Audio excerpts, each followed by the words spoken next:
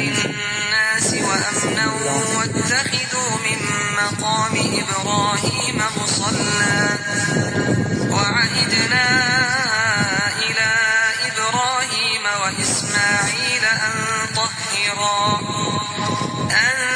طهرا بيتي للطائفين والعاكفين والركع السجود.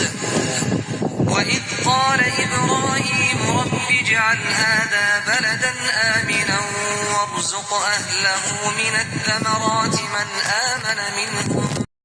Likey